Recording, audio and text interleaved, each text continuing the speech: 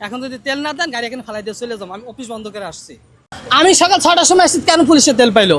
সে তো কোনো সিরিয়াল দিল না, নর্মাল পোশাকে। আর এখন বাজে কত হিসাব করে দেখেন, 5 ঘন্টা 6 ঘন্টা হয়েছে, এতদিন 300 করে দিতে। এখন শুনছি সামনে গেলে বুঝতে পারবো কত টাকার কত কিলো দেয়। আমি প্রতিদিন আসি না, প্রতিদিন নেই না, 1 মাস পরে আসছি। আমি আসতামও না, আমার এমন পর্যায়ে আসছে গাড়ি ঠেলে আসতে হয়েছে এখানে। এখন যদি তেল না দেন গাড়ি এখানে ফেলাই দিয়ে চলে যাবো। আমি অফিস বন্ধ করে আসছি।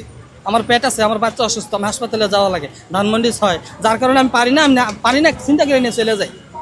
কথা বুঝতে পারছেন? 6:30 এখানে আসছি, এখন কি করবো আমি বাধ্যত। আপনারা বলেন তেল যেন একটু বেশি করে দেয়, একটু বলেন তেল যেন বেশি করে দেয়। আনা পুনরায় আবার লাইনে দাঁড়াবো, আর একবার বেশি করে দিলে তো লাইনে দাঁড়াবো না। বাস এটাই কথা। জি, যদি একবারে ট্যাঙ্কি লোড করে দেয়, আর এমন 100 জনের মধ্যে 2-4 জন আছে খারাপ, সবাই কি খারাপ? সবাই আমার মতো লোক তো 1 মাসে আসবো না।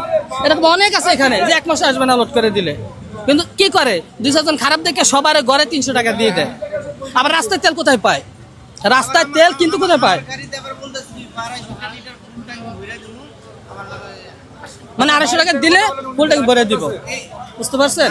এইটা বন্ধ করে তেলের জন্য সবার সময় পরিমাণ দেয়। 6:30 আসছি, ওই সময় যদি আমার দিয়ে দিত, আমি একদম কমে গেলি, জ্যামটা কমে গেল।